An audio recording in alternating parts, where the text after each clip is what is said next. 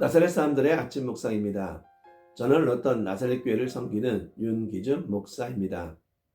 오늘도 주어진 말씀을 마음에 새기고 말씀에 순종하며 살아가기를 원합니다. 그리고 주 안에서 항상 기뻐하는 삶이 되기를 기도합니다. 우리는 하나님의 거룩한 백성, 즉 성도로 부름을 받았습니다. 하나님이 우리를 성도로 부른 이유는 분명히 있습니다. 하나님의 부르심을 다시 한번 생각해보고 우리는 하나님의 부르심에 순종을 하며 하나님께 영광을 돌리고 있는지 또한 생각해 볼 수 있기를 바랍니다. 오늘 우리가 들어야 할 말씀은 이사야 45장 1절부터 7절입니다. 여호와께서 그의 기름 부음을 받은 그레스에게 이같이 말씀하시되 내가 그의 오른손을 붙들고 그 앞에 열국을 항복하게 하며 내가 왕들의 허리를 풀어 그 앞에 문들을 열고 성문들이 닫히지 못하게 하리라. 내가 너보다 앞서가서 험한 곳을 평탄하게 하며 논문을 쳐서 부수며 세빗장을 꺾고 내게 흑암 중에 보호와 은밀한 곳에 숨은 재물을 주어 내 이름을 부르는 자가 나 여호와 이스라엘의 하나님인 줄을 내가 알게 하리라. 내가 나의 종 야곱 내가 택한 자 이스라엘을 위하여 내 이름을 불러 너는 나를 알지 못하였을지라도 내게 칭호를 주었노라. 나는 여호와라. 나 외에 다른 이가 없나니 나밖에 신이 없느니라. 너는 나를 알지 못했을지라도 나는 내 띠를 동일 것이요 해 뜨는 곳에서든지 지는 곳에서든지 나밖에 다른 이가 없는지를 알게 하리라. 나는 여호와라. 다른 이가 없느니라. 나는 빛도 짓고 어둠도 창조하며 나는 평안도 짓고 환난도 창조하나니 나는 여호와라. 이 모든 일들을 행하는 자니라 하였노라. 아멘. 우선 이사야 45장 전체의 말씀을 살펴보겠습니다. 하나님께서는 이스라엘 백성들이 하나님을 떠나서 우상을 숭배하며 악한 일을 행하자 많은 선지자들을 보내셔서 돌아오라고 하셨습니다.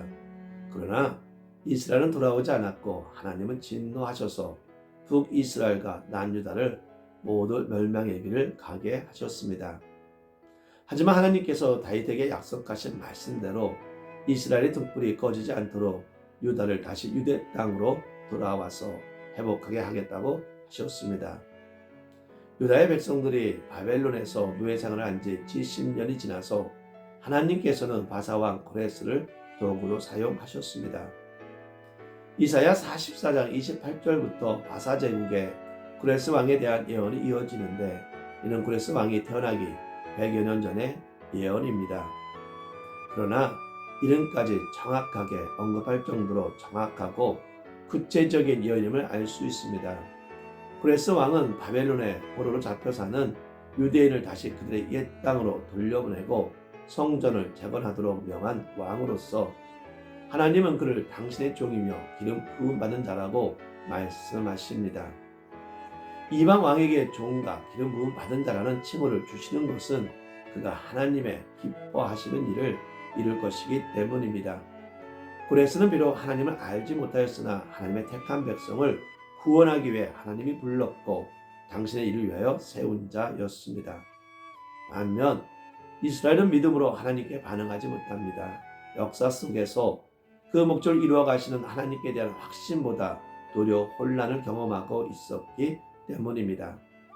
유다 백성은 자기들이 아무리 잘못했어도 이방 국가에게 멸망당한다는 사실을 받아들일 수 없었습니다. 그래서 그들은 하나님의 주권에 의문을 가지고 있었고 이에 대해 하나님께 제기하는 그들의 태도는 불신과 교만이었습니다. 하지만 말씀은 영광스러운 미래에 대한 예언이 이어집니다. 먼저 이스라엘 백성의 미래가 영원한 구원과 영광을 얻게 될 것이고 결국 온 이스라엘 하나님께 의담을 얻고 하나님을 자랑하게 될 것이다 라는 것이 이사야 45장의 전체 말씀입니다. 오늘 말씀 속에서 하나님은 고레스를 하나님의 종과 기름 부음받은 자로 삼았다고 합니다. 이것이 이스라엘 백성은 무척 자존심 상할 일이었을 것입니다. 여러분은 하나님의 고레스를 하나님의 종으로 삼은 것에 대해 어떻게 생각을 하십니까? 그러면 하나님이 이방인 고레스를 들어 쓰신 목적은 무엇입니까? 고레스 자신을 위함이 아니고 이스라엘을 위함입니다. 오직 자기 백성 이스라엘을 위하여 고레스를 사용하신 것입니다.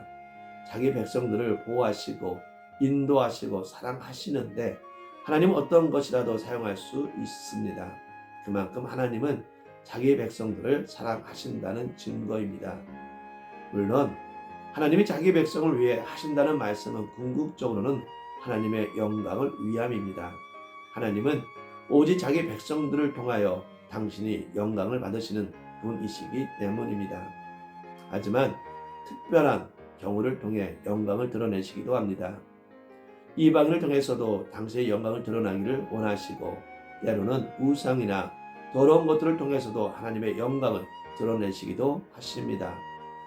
물론 하나님과는 전혀 상관이 없이 자라온 고레스지만 하나님은 당신의 영광을 드러내는 통로로 사용하시기를 원하셨습니다.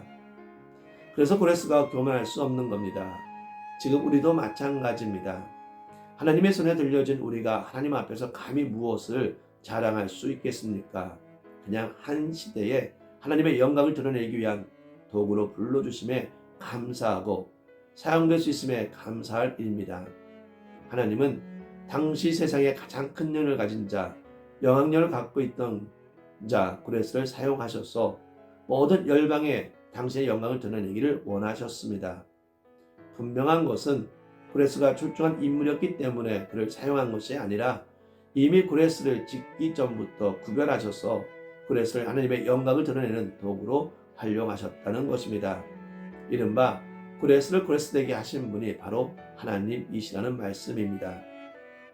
우리가 잊어서는 안 될 교훈이 있습니다. 하나님이 고레스가 영향력이 있고 큰 인물이었기에 사용한 것이 아니라 하나님이 고레스를 영향력 있는 일꾼으로 만드셔서 쓰셨던 것입니다. 하나님은 우리를 지명하신 분이십니다. 지명하시고 끝나는 것이 아니라 지명하신 하나님이 우리를 조성하십니다. 조정하신다는 말은 다듬고 가꾸고 단장하신다는 말입니다. 이른바 하나님이 쓰시기에 합당한 그릇으로 만들어 가시는 것입니다. 그리고 조성하신 하나님이 우리를 운행하십니다.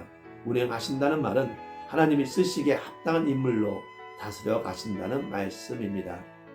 고레스는 하나님의 손에 들려진 하나님의 영광을 드러내는 통로였습니다. 하나님이 고레스를 세상에서 가장 영향력 있는 인물로 높여주셨던 것입니다. 그리고 그가 하는 모든 일을 통해 하나님이 함께 하심을 드러내기 원하셨던 것입니다. 비록 이방이라도 하나님이 주도하심을 보여주기 원하셨던 것입니다. 사랑하는 성도 여러분, 전능하신 하나님은 못하실 것이 없습니다. 비록 나는 알지 못할지라도 하나님이 나를 부르사 하나님의 손에 붙잡히면 못할 일이 없으십니다. 그래서 하나님은 말씀하십니다. 내가 너를 지명하여 불렀나니 너는 내 것이라. 반드시 내가 너를 들어 사용하리라. 내가 너와 항상 함께하리라고 말씀하십니다. 고레스를 쓰시는 하나님이 반드시 나를 들어 쓰실 줄로 믿습니다. 최종적으로는 하나님의 영광을 위한 부르심에 순종을 하며 하나님의 영광을 드러내기를 진심으로 바랍니다. 기도하겠습니다. 하나님의 사랑으로 부르심을 받은 우리가 하나님의 주권을 인정하며 하나님 말씀에 순종한 삶이 되게 하여 주시고 말씀에 순종함으로 이 세상에서 하나님의 영광을 드러내어 하나님께 영광이 되게 하여 주시옵소서. 모든 영광을 하나님께 드리며 예수 이름으로 기도합니다. 아멘.